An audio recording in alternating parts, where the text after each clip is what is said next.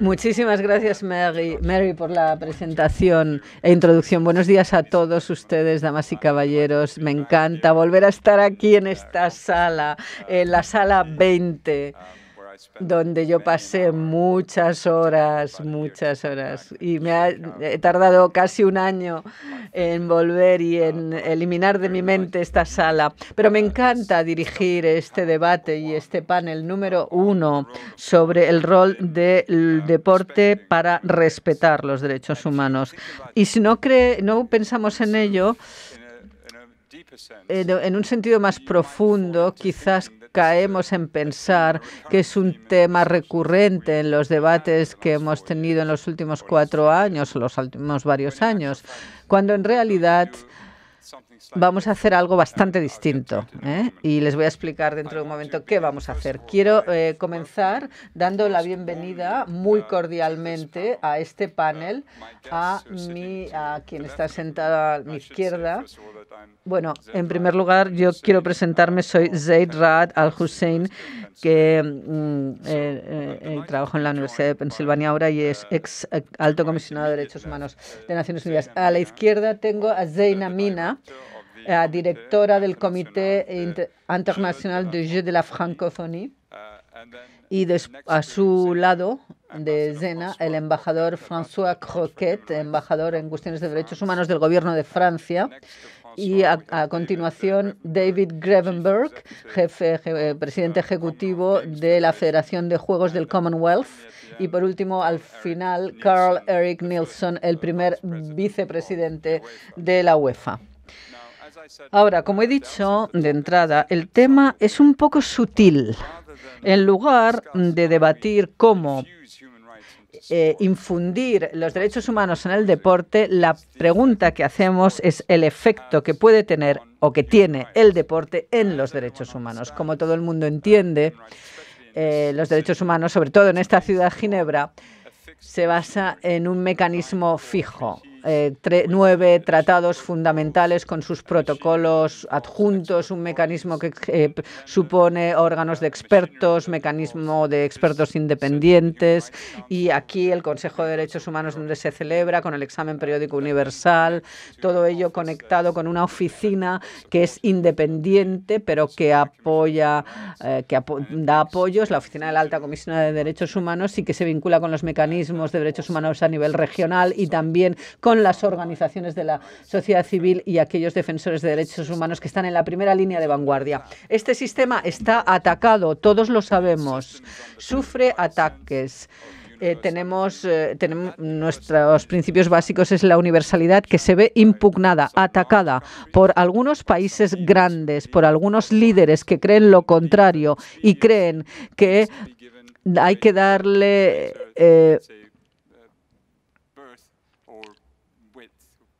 hay que dar más amplitud a sus miras. Y cuando pensamos en los derechos humanos en el mundo deportivo de una manera más amplia, si tuviéramos que profundizar en la conexión entre estos dos ámbitos, tendríamos que reforzar el carácter universal del movimiento de los derechos, incorporando al deporte. O quizás estamos sobrecargando lo que ya es un sistema bajo presión.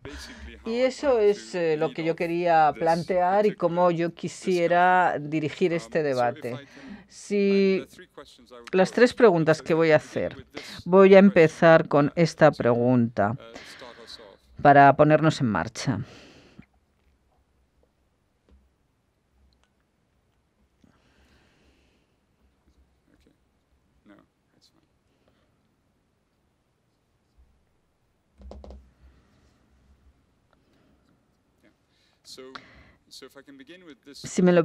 Comienzo con esta pregunta concreta. ¿Estamos haciéndolo bien y lo atinado al esperar que el mundo deportivo puede reforzar lo que intentamos proteger, es decir, respeto hacia los derechos humanos, y ofrezco la palabra. No voy a pedir que nadie intervenga en concreto, sino yo sé que el embajador de Francia, François Croquet, tiene ciertas opiniones. Puedo empezar con usted, François, y luego seguimos con los demás. Es decir, que en realidad he dicho que no voy a pedirle a nadie que intervenga, pero sí le estoy ofreciendo directamente la palabra. Adelante, por favor. Muchas gracias. Gracias, muchas gracias. Es un auténtico placer poder compartir este panel con amigos y con expertos sobre la cuestión. Y me encanta que Francia y la francofonía puedan intervenir en algo que para nosotros es una auténtica prioridad diplomática, el deporte y la diplomacia. Pueden ir juntos de la mano y llevarse muy bien. Y quiero empezar respondiendo a la pregunta que nos ha hecho Al-Hussein, saludando al Comité de Organización de París 2024 de Juegos Olímpicos, para el cual la candidatura de París tiene en el centro esta idea. Lo que serán los Juegos Olímpicos de 2024 se verán orientados por este principio, porque hemos querido que los derechos humanos estén en el núcleo de esos Juegos Olímpicos, sobre todo los derechos de la mujer, puesto que quizás ya lo han visto, el logo de no sé si lo han visto, pero el logo de los derechos humanos de los Juegos Olímpicos de 2024 es una mujer, y el comité organizativo presta mucha atención a que esos sean los primeros Juegos que imponen, por ejemplo, la paridad absoluta de participantes, hombres y mujeres. Habrá tantos atletas, jugadores como jugadores, es decir, jugadores, hombres y mujeres. Y el comité de organización va a aplicar una igualdad salarial absoluta entre hombres y mujeres. Por lo tanto, son iniciativas que demuestran que sí, el deporte puede ser un factor de promoción de los derechos humanos. He hablado de los derechos de la mujer, pero lo mismo puede aplicarse, por supuesto, a los derechos sindicales. Hay un contrato social, ya hay un partenariado, una asociación con el colectivo LGBTI. Hay muchos factores gracias a los cuales podemos, confío, hacer que progresen los derechos humanos durante la tregua olímpica en París. Y es una ambición que podría aplicarse a otros eventos, como por ejemplo la Copa del Mundial de Rugby en París, en Francia, o otras competiciones, como por ejemplo en Dakar los Juegos Olímpicos de la Juventud, u otros eventos deportivos con los cuales podemos avanzar defendiendo los derechos humanos a la vez. Gracias. François, una deducción de lo que usted ha dicho es que en los países en los cuales hay un enfoque hacia los derechos humanos que coincide con la forma en que la comunidad de derechos humanos quiere contemplar este tema, podríamos ver que una serie de ventajas. Le voy a dar la palabra a David y a Zeina, quienes trabajan en muchos países, en diferentes lugares del mundo, donde puede haber problemas y dificultades, y lo que usted ha propuesto, bueno, ustedes no están experimentando, ustedes quieren acoger los Juegos Olímpicos en París sin esas dificultades. Entonces, quiero que David y Zeina nos hablen de las dificultades que se encuentran en el mundo del deporte en aquellos países en los cuales han trabajado. Buenos días a todos. En realidad, yo me ocupo de la organización de los Juegos de la Francofonía. El Comité Internacional de Juegos de la Francofonía forma parte de la Organización Internacional de la Francofonía. No podemos pretender que seamos... en fin, son juegos jóvenes, nos adherimos o nos hemos convertido en un órgano subsidiario de la Organización de la Francofonía desde Niamey en 2005, desde la edición de los Juegos en Niamey, 2005. Y la Organización de la Francofonía tiene una dirección que trata de derechos humanos vinculada con Naciones Unidas y que hace muchos años, más de 30 años, que defiende los derechos humanos. Hoy se ha tomado una decisión de que en el Comité Internacional de la Francofonía para adherirse a los derechos humanos.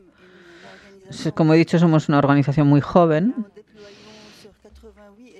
Estamos trabajando en 88 estados. Cada año tenemos una edición con concursos culturales y juegos deportivos, competiciones deportivas. No es un mega evento, pero es son eventos que reúnen a más de 4.000 personas en el país que organiza estos juegos.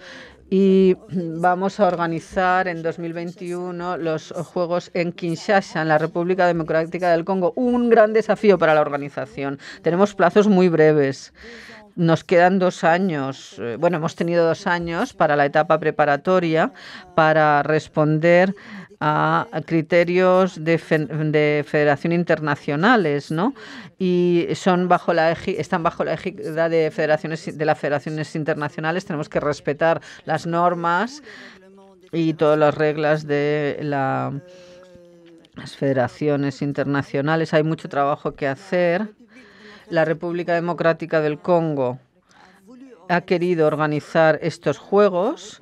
Han respondido a una llamada de candidatos. Es una tarea muy difícil en un país en el cual hay muchas deficiencias de infraestructura y de recursos humanos que los organizan. Entonces, hoy, señor embajador, usted ha hablado de la diplomacia. Quizás es una posibilidad que haya una diplomacia basada en el desarrollo del deporte.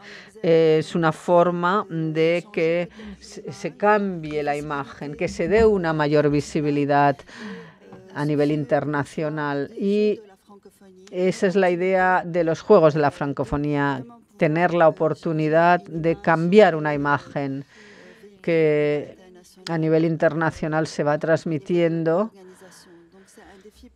Por lo tanto, es un desafío para nosotros. Muchas competencias deben articularse para poderlo convertir en realidad. He hecho esta pequeña introducción de estos Juegos de la Francofonía. David, ha escuchado a Zeina y ve una experiencia parecida en la Federación de Juegos del Commonwealth. Bueno, hace 10 años que ya recorremos este camino nosotros y estamos abarcando lo que significa aplicar, primero por accidente, una estrategia de derechos humanos y ahora mucho más por intención.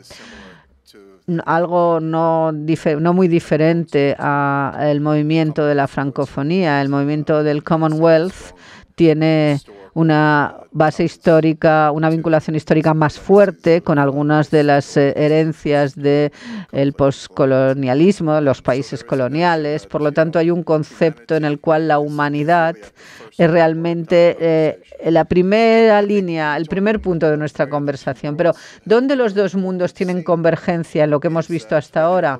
Es si cuando hay un programa de desarrollo porque se celebra un evento deportivo, lo primero no se aplica al deporte, sino también al arte, a la cultura, a una conferencia también. Lo primero es ocuparse de ello, organizarlo con cuidado, respetar y proteger a las personas. Eso es lo fundamental. Después aprovechamos oportunidades que pueden derivarse en un contexto determinado porque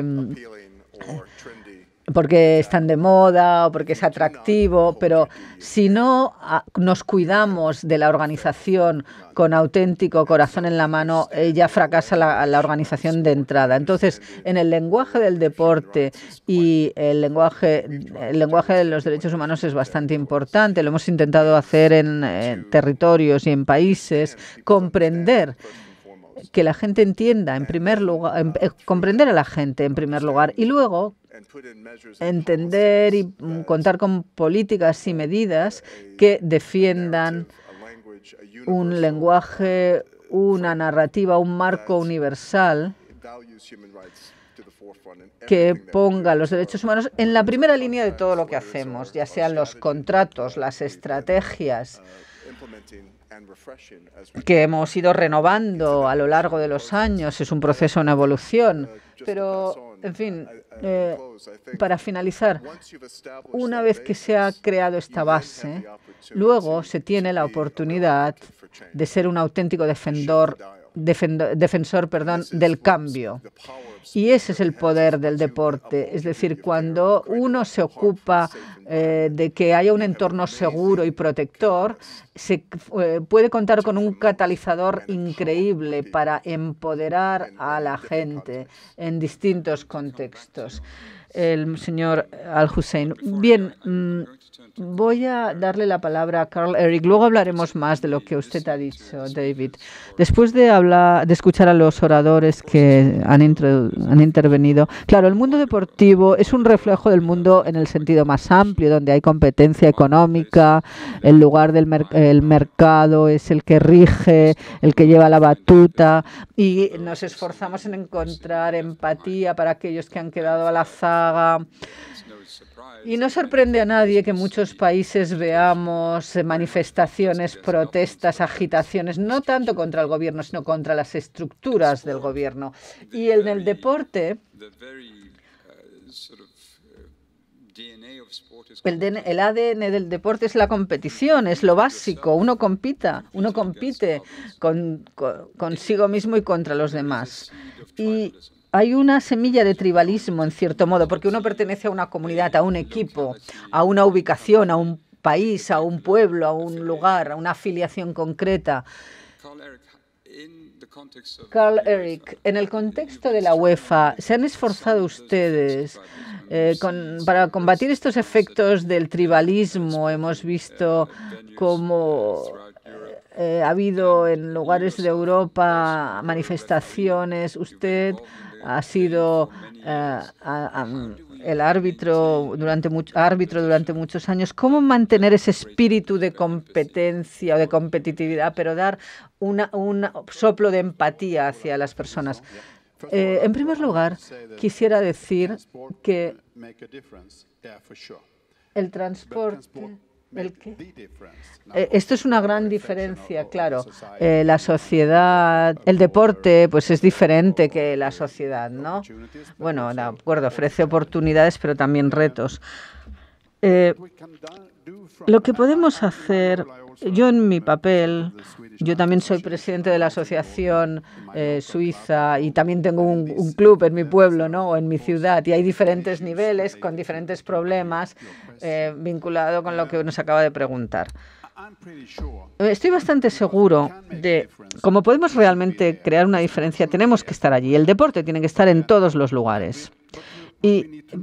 Pero lo que hay que saber es que hoy tenemos un rol distinto que en épocas anteriores, porque antes venía el entrenador, los deportistas, nadie les molestaba, eso correspondía a los políticos. Pero hoy podemos ser parte de la solución nosotros también en el deporte, lo cual quiere decir que debemos saber en qué entorno participar. Los entrenadores deben ser muy conscientes de cuál es la situación en el país en el cual trabajan y cuáles son los problemas y cuáles son los retos. Y si miro ahora en Europa, claro, los problemas son diferentes comparados con lo que ustedes tienen que tratar en los países del Commonwealth y, por supuesto, en otros que son muy internacionales. Pero también nosotros tenemos nuestros problemas. Lo que hemos hecho hace 2 meses, tomamos una decisión que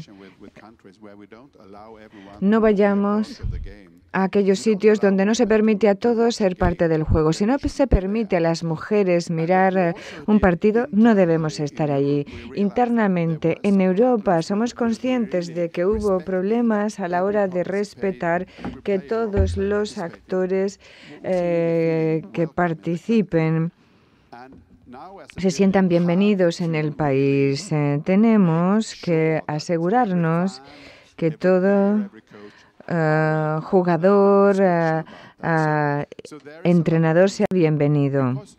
Hay muchas cosas que hacer, pero como han hablado del racismo, durante tiempo, cuando era yo árbitro, hace muchos kilos y años atrás, creo que tuvimos un largo periodo de desarrollo positivo.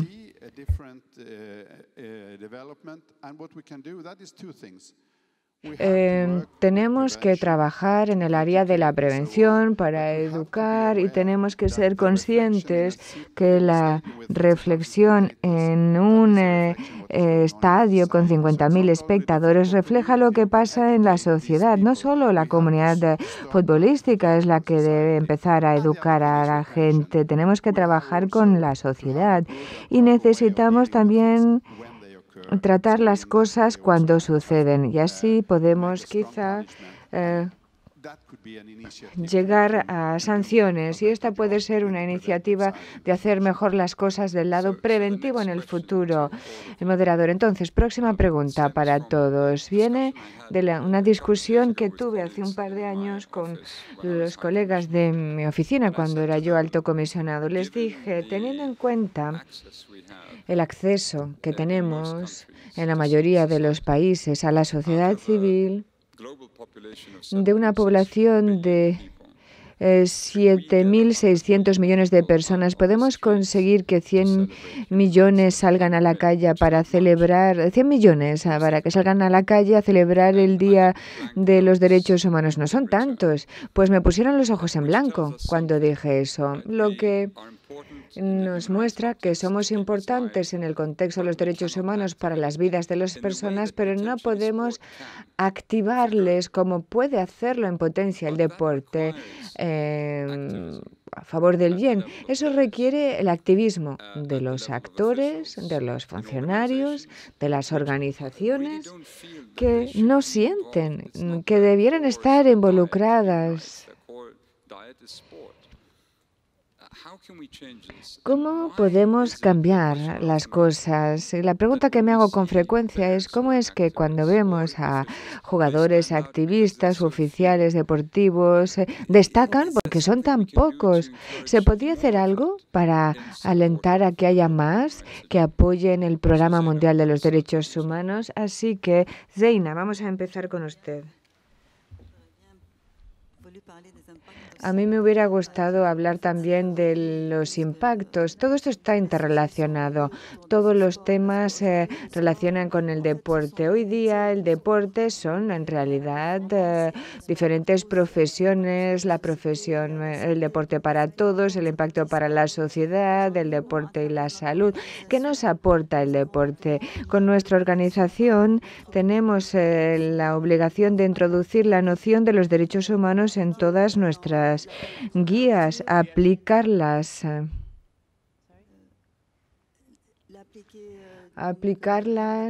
en las licitaciones, en las infraestructuras, distintas comisiones y guías. Debemos introducir la noción de los derechos humanos y exigirla para los países que se presenten candidatos para organizar juegos.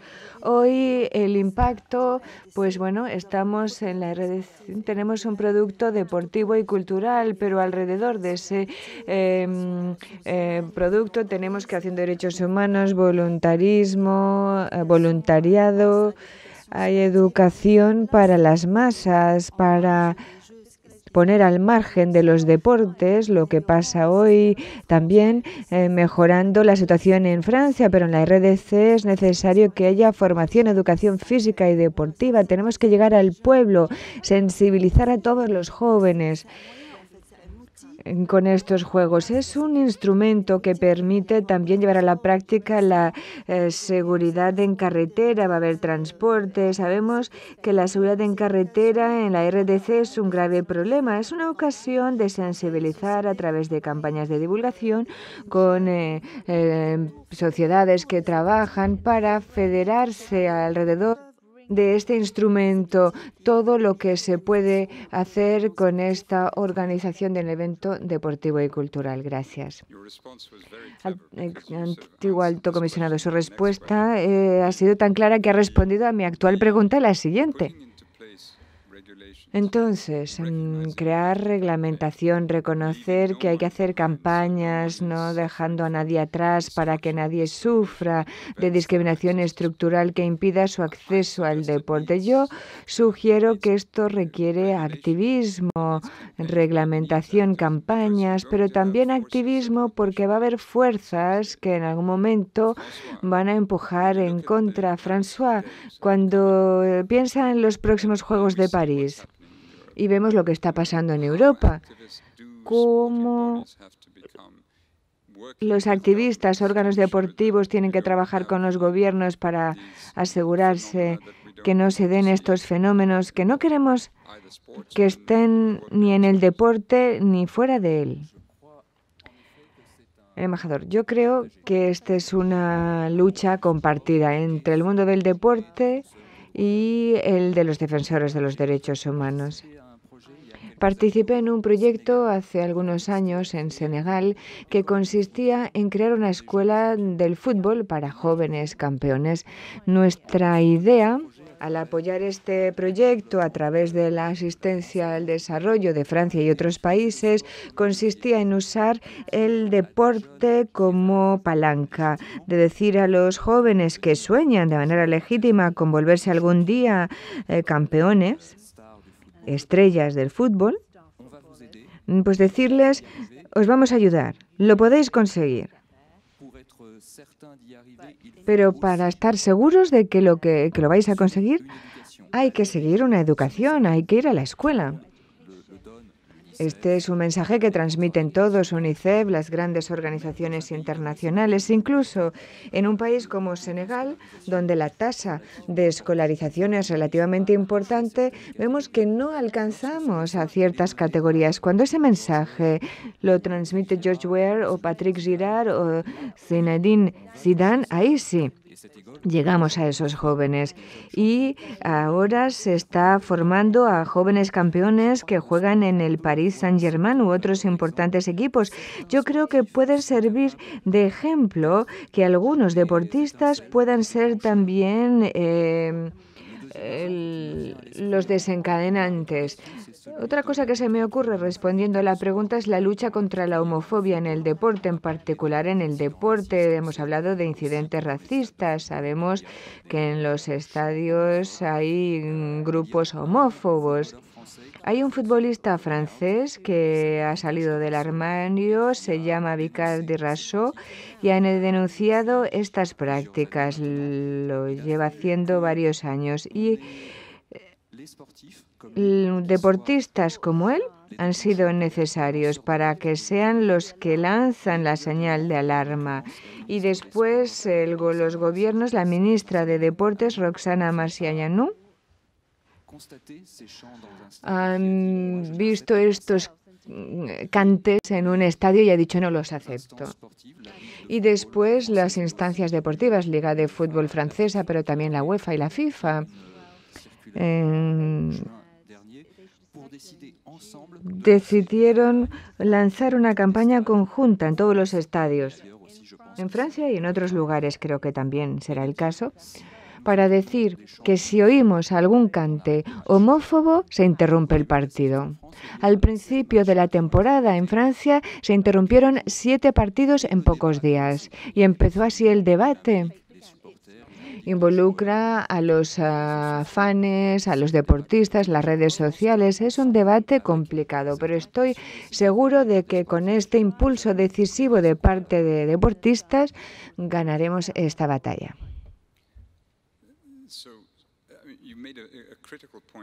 Aquí ha dicho algo clave usted.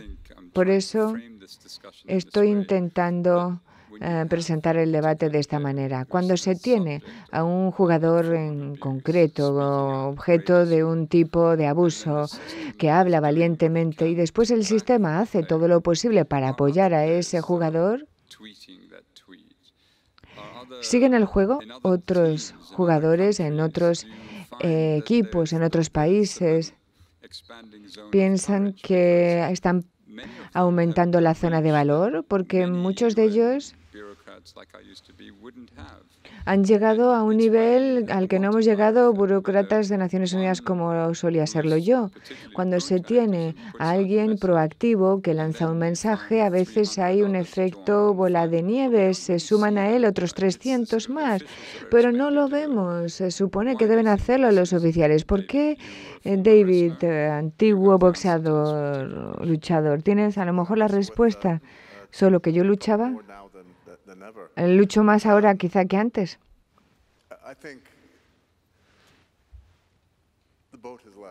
Yo creo que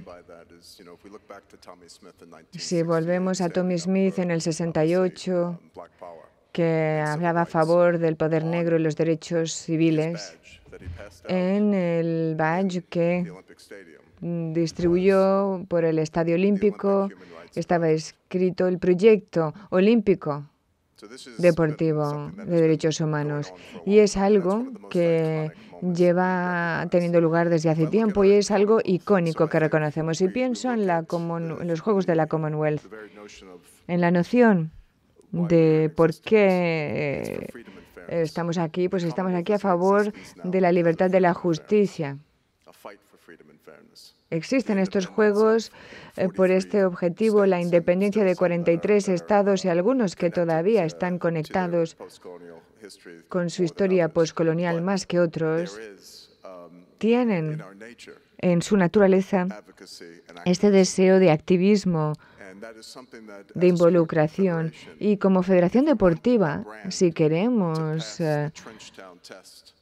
pasar la prueba de Soweto, por ejemplo, que tenga eco entre los jóvenes y en las próximas generaciones, necesita ser representativa, ser sincera, bien orientada. Así que hemos tenido que hacer frente de manera abierta a nuestra vulnerabilidad, en parte histórica, en parte muy presente, y vulnerabilidades futuras de hacia dónde vamos por nuestra asociación. Dar a los atletas la oportunidad de dar a conocer su opinión respetuosamente, porque estamos mejor conectados y más informados, es un derecho humano mientras sea respetuoso.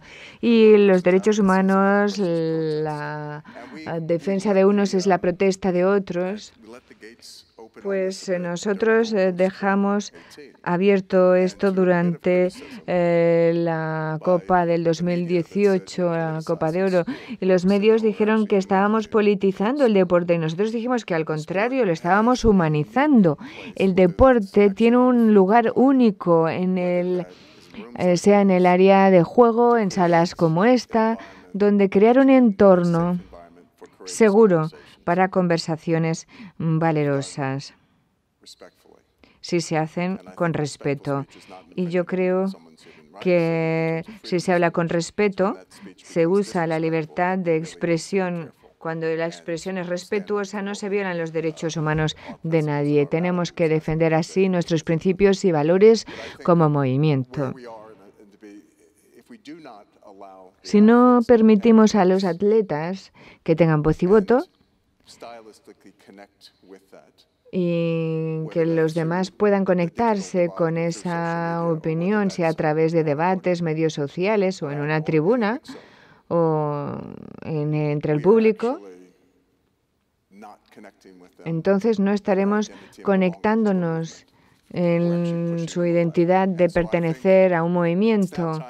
Yo creo que ya es hora de que los deportes se conecten con los atletas para que los que deseen ser activistas y deseen crear esta plataforma cuenten con nuestra asistencia para que lo hagan, pero de manera constructiva.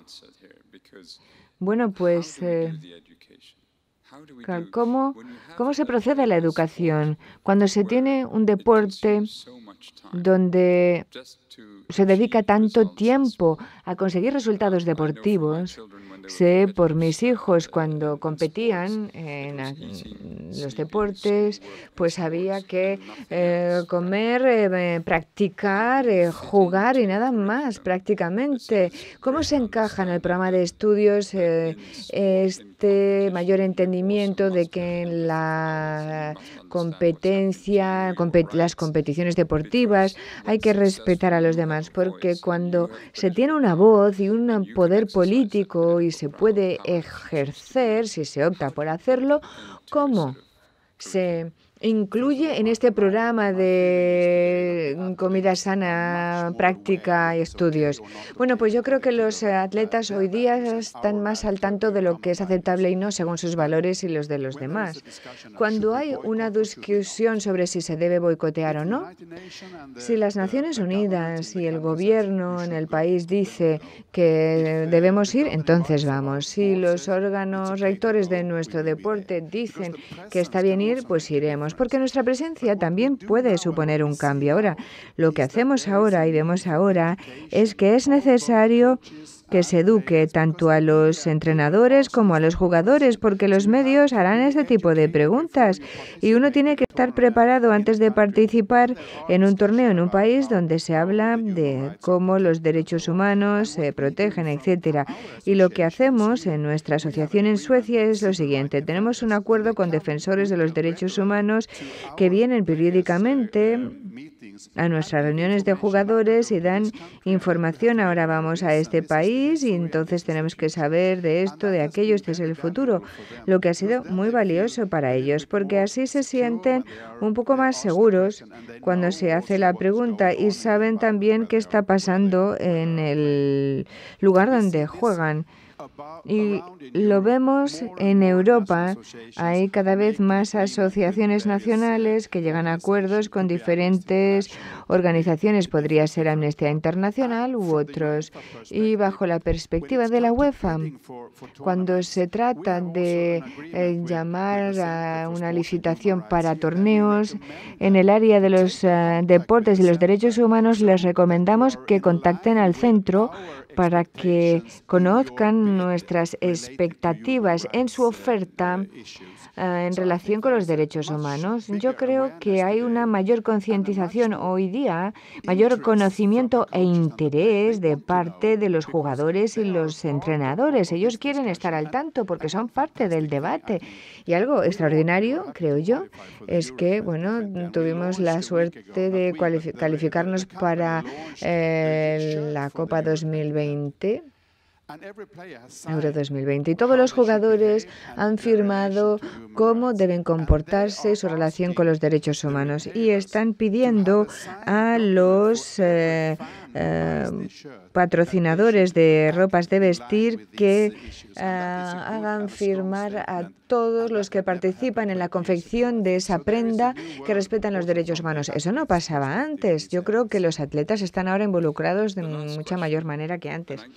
Gracias. Última pregunta. Y voy a empezar tratando esto bajo el punto de vista filosófico. Y como François es francés, creo que apreciará mi filosofía. No voy a estereotipar a los franceses, pero en fin, lo digo de paso. Pero como hice en 1994 con un ensayo muy profundo sobre los crímenes cometidos en la búsqueda de la utopía, reflexionando sobre los principales problemas filosóficos del siglo XX, cuando se piensa en el deporte siempre hay un premio y lo que preocupa es lo que los países, las federaciones y los pueblos están dispuestos a hacer para conseguir ese premio, que priva a otros de derechos. ¿Y cómo puede superarse? Cuando les hablé por primera vez de si el programa de los derechos humanos puede o no avanzar con el deporte, tenía yo en mente lo siguiente, que el mecanismo de los derechos humanos es como una mula que no para, que sigue andando, cargando con el peso de la humanidad en su lomo, y sube, baja montes sin parar, sin detenerse. Y le atamos el carro del mundo deportivo que portará mercancías que determinarán la distancia que recorra la mula. O no, si se rompe la correa que le une a la mula, pues se detendrá. Entonces hay que saber cuál es la situación del carro. ¿Va a hacer que la mula avance o la va a ralentizar? En la búsqueda de la perfección, que pueden ser algo inexistente, la perfección en el deporte se da esta utopía que contiene un ingrediente que no queremos reconocer. ¿Qué estamos dispuestos a hacer para conseguir medallas o campeonatos? Y estamos dispuestos a callar sobre cosas de las que deberíamos hablar. Esta es una debilidad. Y no es una pregunta, sino una reflexión de ustedes que busco sobre si piensan que esta manera de pensar es incorrecta o si es necesario que pensemos en esta conexión con el deporte. Podemos librar una lucha por los derechos humanos en la que ya estamos involucrados. Yo creo que la va a reforzar por su alcance. Todos ustedes lo han dicho también. Pero me parece que tenemos que pensar en mayor detalle en lo que necesitan. A ver, últimas reflexiones, Zeina.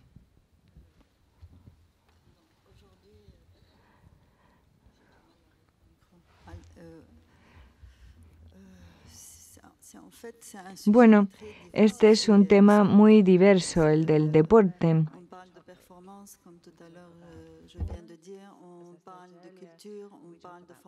Porque hablamos de cultura, de formación, de salud. Si queremos proteger el deporte, hay que protegerlo a distintos niveles. Tenemos que centrarnos en otro área también. Hoy, la medalla olímpica tiene 18 años. Es decir, que esto supone un gran estrés para los niños. La preparación empieza a partir de los 8 años de edad en condiciones difíciles. Y me pregunto, ¿no son violaciones esto de los derechos del niño? ¿Cuyos padres desean tener acceso a esa medalla? ¿O es la voluntad del niño la de someterse a ese tipo de situaciones?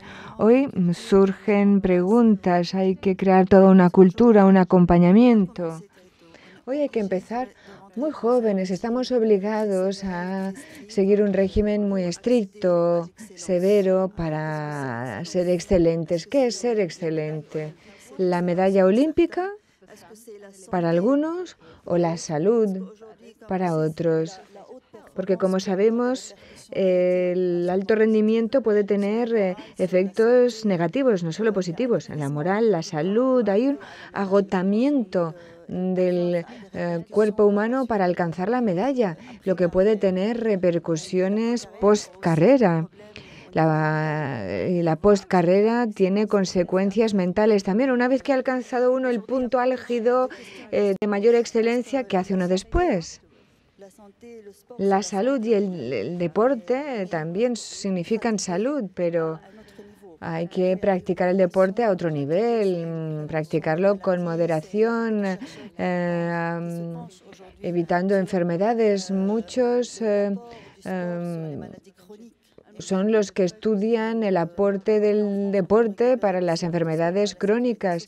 Hoy incluso la Seguridad Social puede sufragar actividades deportivas. Hoy estamos en un panel que abre puertas a la reflexión. Podemos proteger en los acontecimientos imponiendo normas, iniciando a los jóvenes, destacando todos estos problemas, pero yo creo que le corresponde después a la comunidad internacional trabajar conjuntamente a favor de los derechos humanos. Me parece una excelente respuesta la suya, François. Yo creo también que, bueno, esta conversación la tenemos desde el principio, que podemos contribuir a que avancen tanto la mula como el carro juntos. Quizá el carro no sea una carga más, podría ser un motor. Yo creo que hay que estar muy atentos, porque sí es como la imagen del vicio y la virtud. El deporte lo pueden usar las potencias, personas que no son defensores de los derechos humanos. Y la cuestión surge cada vez que se organiza una actividad deportiva en un país que no es ejemplar en este área. Se planteó durante la organización de la Copa de Fútbol en Rusia. Yo estaba a favor del boicot hasta que Francia ganara la Copa del Mundo. Pero bromas aparte, cuando hablamos de boicot no éramos mucho, éramos un puñado en realidad. Y hay que encontrar otros medios para aprovechar estos acontecimientos, para que avancen los derechos humanos. La cuestión se plantea en los mismos términos para la organización de la próxima Copa del Mundo en Qatar. Mientras sea posible realizar un diálogo, asegurarnos que las autoridades de estos países asuman compromisos precisos en materia de respeto de los derechos de los trabajadores de los estadios, por ejemplo, se podrá conseguir que avancen la mula y el carro juntos. A veces no. Hace un par de días, por ejemplo, vimos que se anunció el recorrido de la próxima carrera París-Dakar en Arabia Saudita, violando todos los compromisos asumidos en materia de derechos humanos y de respeto al cambio climático. Yo creo que ahí hay que saberse oponer de ser necesario si no se obtienen las garantías buscadas. Para cada uno de estos eventos, incluyendo el 2024 de París, la prueba de nuestra voluntad estará en el respeto de los derechos humanos antes, durante y después del evento. Y en este sentido espero que estaremos a la altura. Estoy convencido de ello, pero nos lo dirán ustedes, nos dirán si esos Juegos Olímpicos y Paralímpicos son una manera de conseguir que avancen tanto la mula como el carro. Gracias, François. Otra respuesta excelente. David, qué presión. Tiene usted que estar a la altura. Ya ha visto el listón donde está. Bueno, pues yo creo que depende de qué queremos consiga el deporte en última instancia. Todos pensamos que el deporte legitimiza, que sin duda alguna tiene gran impacto. No sé cuántas veces he oído la cita de Mandela sobre el poder del deporte. Gracias a Dios, Sudáfrica forma parte de la Commonwealth. No cabe duda que es una fuerza de inspiración y esperanza. Y yo creo que los órganos administradores del deporte hoy día están no solamente obligados a promover valores, sino a conseguir un impacto. Estamos mejor conectados e informados que nunca antes. Y estamos no solo obligados, sino por necesidad, debemos de manera legítima conseguir resultados sin perjudicar, en primer lugar, e imponer en segundo lugar. Se trata de nuestra supervivencia y legitimidad como jugadores que buscan la paz, la sostenibilidad y la prosperidad. En el mundo la gente busca paz, amor y felicidad. ¿Qué papel tiene el deporte en este programa? Pues hay que conseguirlo sin perjudicar. Y yo creo que la imagen de la mula y el carro están muy conectados. Bueno, no están en competencia, pero hemos escuchado 3 respuestas excelentes, así que Carl tiene la última palabra. Bueno, siento la presión, pero como árbitro estoy acostumbrado. Bueno, tuve una reunión en Qatar donde se le hacía una pregunta a un trabajador. ¿Piensa que debemos boicotear, no venir aquí a jugar al fútbol? Y nos dijo, no, tienen que venir porque eso me garantiza un futuro mejor a mí y a mis compañeros trabajadores. Cuando se trata de las discusiones públicas en muchos países, se dice, tienen que boicotear, no deben ir ahí, pero estamos dispuestos a organizar este evento. Y dicen, no lo organicen. Así que si no queremos participar y boicotear otro país, tenemos que poder asumir y ser parte de la organización de ese evento en otro lugar. Así que esto es una doble moral. Algunos han dicho que es mejor seguir una doble moral que no tener ninguna moral. No estoy tan seguro yo.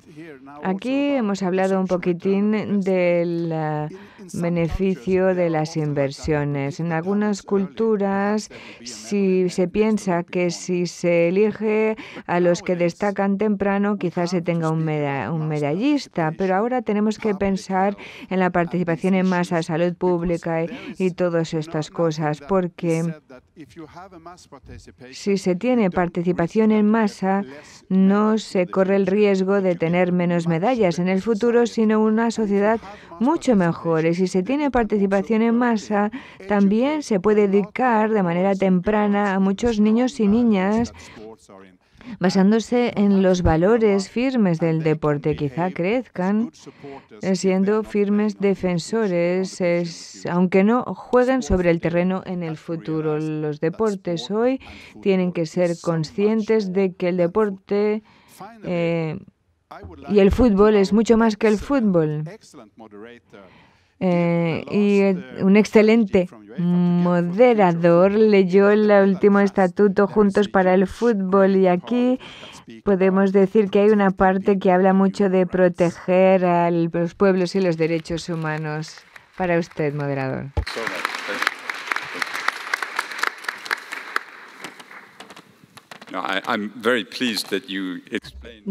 Pues me encantó que explicara lo que era el regalo, si no creerían que yo había aceptado el soborno de un árbitro.